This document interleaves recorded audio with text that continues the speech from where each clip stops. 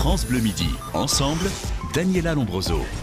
C'est normal qu'il fasse froid. C'est Clotilde Courreau qui vient d'arriver dans notre studio France Bleu. Bonjour à vous, Clotilde Courreau, qui mène deux vies. Enfin, quand on dit deux, à mon avis, c'est beaucoup plus que ça. Mais en tout cas, celle de princesse et celle d'actrice. Enfin, celle pour de l'instant, maman c'est aussi, vraiment. celle de femme. Pour l'instant, c'est une comédienne qui monte son spectacle. Voilà. Clotilde Courreau, on l'a découverte dans Le Petit Criminel. Depuis, vous n'avez plus arrêté. Elisa Jean Becker, Le Poulpe, Embrasser qui vous voudrez. Et plus récemment, Babysitting, un gros succès aussi. On vous retrouve donc maintenant dans le rôle d'Édith Piaf sur les planches au Théâtre de l'Œuvre. Je n'incarne pas Piaf. Ce sont des lettres, la correspondance. C'est une correspondance d'Édith Piaf. Je ne chante pas Piaf, évidemment. Et tout simplement, je suis avec un accordéoniste. Donc, c'est un spectacle en musique. Et j'ai mon téléphone qui sonne. Et j'ai tout simplement. C'est pas une chanson de Piaf, la sonnerie du téléphone. Je partage la vie de cette femme. On va en parler, évidemment, Clotilde Courreau. Vous êtes là pour ça. Vous êtes avec nous jusqu'à 1h30. À 13h, c'est Roberto Alagna qui viendra nous rejoindre. Donc, vous aurez peut-être des choses à échanger sur Piaf, pourquoi pas, mais aussi sur l'opéra, puisque vous avez fait une opérette, vous, et vous chantez également, même si vous ne chantez pas en ce moment sur scène. On va parler télé avec Patrice Gascoin. Bonjour Patrice. Bonjour. Alors effectivement, face à une princesse, il faut trouver un programme royal. Face à une actrice qui s'appelle Clotilde Courreau, il faut trouver quoi Donc quelque chose de royal, vous avez raison, cher ami. Ne me pourrissez pas mon lancement, s'il vous plaît, Clotilde. La capacité à déclamer correctement, c'est ça qu'il faut trouver. Il faut trouver un programme où il y aurait une sorte de Seigneur des Anneaux, parce que peut-être qu'on pourrait essayer de lui passer la bague au doigt. Bon, je crois que je vais me contenter juste d'épouser France 5 ce soir. Tolkien, le prolifique auteur de science-fiction à qui on doit le Seigneur des Anneaux, mais aussi Bilbo le Hobbit qui sort au cinéma le 10 décembre, arrive à la télévision. Je vais vous expliquer comment. Thierry Garcia, ce sera à Le Lestar à 12h40. Bonjour. Oui, bonjour et surtout, bonjour à Jean-Luc Reichmann. Jean-Luc Reichmann. Exactement, ça va, vous allez bien? Alors voici tout de suite la question Q, la question Tur, la question culture. Quelle différence y a-t-il entre François Hollande et Édith Piaf, vous le savez, non? Non. Alors là franchement, non. Eh bien, mauvaise réponse de Daniela Lombroso.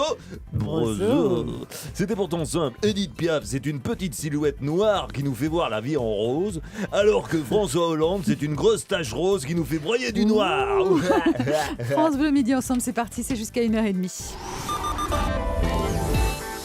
Donc Clotilde Courreau, Édith Piaf, vous lisez ses correspondances, c'est un spectacle, vous interprétez ses correspondances, ça s'appelle Piaf, lettre intime. On peut comprendre à double sens, lettre intime, c'est à la fois lettre, comme c'est écrit, à l'apostrophe un être, une personnalité, et puis lettre au sens correspondance. Exactement, puisque j'ai eu la chance de découvrir cette correspondance absolument extraordinaire. Par une femme qui est une collectionneuse de lettres d'amour et qui a une des plus belles collections de lettres d'amour au monde.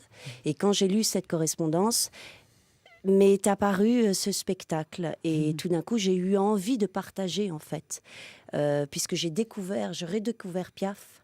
À travers ces lettres. À travers cette correspondance. Qu'elle écrivait, ce sont des lettres qu'elle écrivait à Tony, c'est ça, qui était son amant à peu près après la mort de Marcel Cerdan. C'est ça. Alors quand on connaît bien Piaf, on sait c'est une grande amoureuse. Elle le dit elle-même.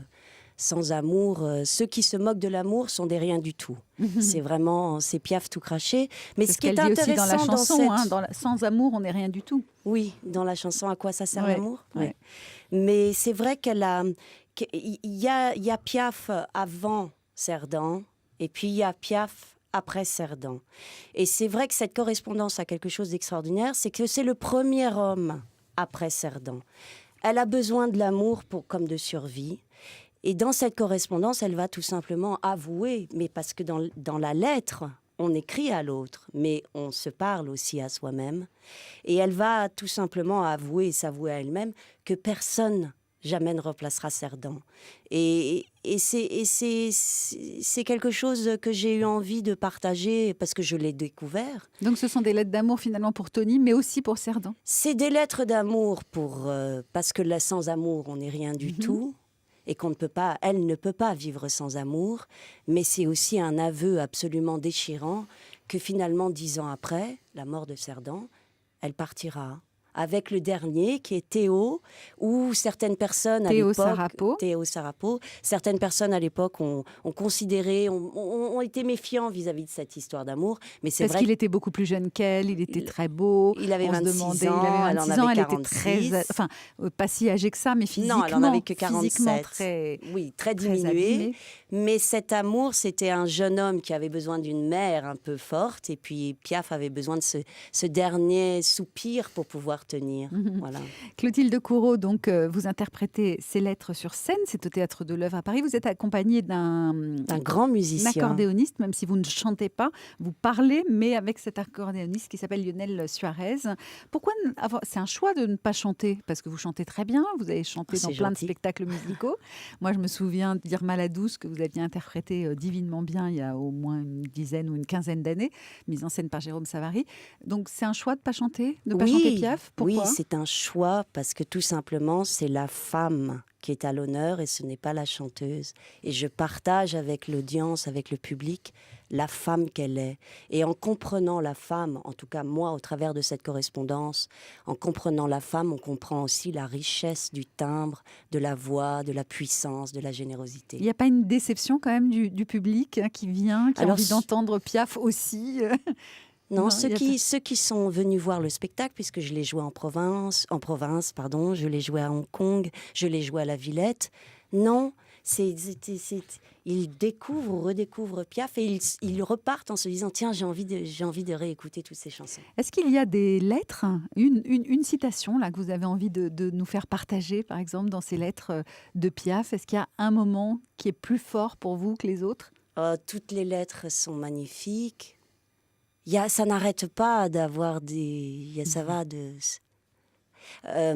là, tout de suite, avec vous, nous vivons un siècle où l'argent, les affaires ont plus d'importance qu'un sentiment. C'est l'actualité. Non, mais je trouve ça incroyable. C'est Piaf qui écrivait ça. Que Piaf écrit ça en 50 et que ça n'a pas changé. Il vous arrive, vous, d'écrire des lettres d'amour ? Aujourd'hui, non mais c'est pas une question indiscrète, hein. C'est vrai qu'aujourd'hui on est avec les mails, les portables, les trucs. Mais justement les mails ont permis, mails ont relancé le goût de l'écriture. Il y a quelques années peut-être que d'interpréter une correspondance, ça n'aurait pas forcément parlé au public. Mais aujourd'hui avec les mails, on s'est tous remis à écrire. Et finalement, on reprend goût à cette écriture. Parce que finalement, la correspondance qui a existé vraiment par le passé, on connaît les lettres de Madame de Sévigné, entre autres, mais beaucoup d'autres. Là, en l'occurrence, c'est une façon d'approcher Piaf, de lire sa correspondance. Ça peut sembler un petit peu indiscret aussi, mais ça dit beaucoup de choses sur une époque, sur l'intime. Sur une époque, sur la manière de s'exprimer aussi, d'écrire. Vous sentez une indiscrétion, Clotilde Courreau, en lisant ces lettres? On m'a déjà posé la question. Et puis j'ai lu une très belle réponse de Françoise Hardy qui disait qu'elle aimait beaucoup les correspondances parce que ça permet justement de ressentir, d'approfondir la personne que l'on admire ou que l'on découvre. C'est une autre manière de découvrir. Puis comme j'ai dit tout à l'heure, je crois que la lettre, on écrit à l'autre, mais on écrit aussi à soi-même quelque part. On va écouter un petit peu quelques extraits de ce spectacle Clotilde Courreau. Fait un temps superbe. Cet après-midi, je suis avec les gosses à la campagne. Je t'aime, ma petite gueule. C'est pas seulement ta gueule que j'aime, mais ton âme. Comment vont-ils, tes beaux yeux? Tu vois, un coup de téléphone et tu vas déjà mieux. C'est magnifique de s'engueuler quand on s'aime, ça prouve que l'on s'aime. Tony, mon amour, réveille-toi! C'est pas un programme! Comment vont-ils, tes beaux yeux? Tu m'empêches de dormir, tu sais. Tout de même. Si tu venais, je serais bien contente. Piaf, lettre intime, c'est Clotilde Courreau qui dit la correspondance de la môme Piaf, donc de Piaf. C'est à partir du 7 décembre au Théâtre de l'Œuvre à Paris. Clotilde Courreau, vous restez avec nous, on va continuer à en parler évidemment. Merci. Mais dans un instant, c'est Allô les stars avec Thierry Garcia.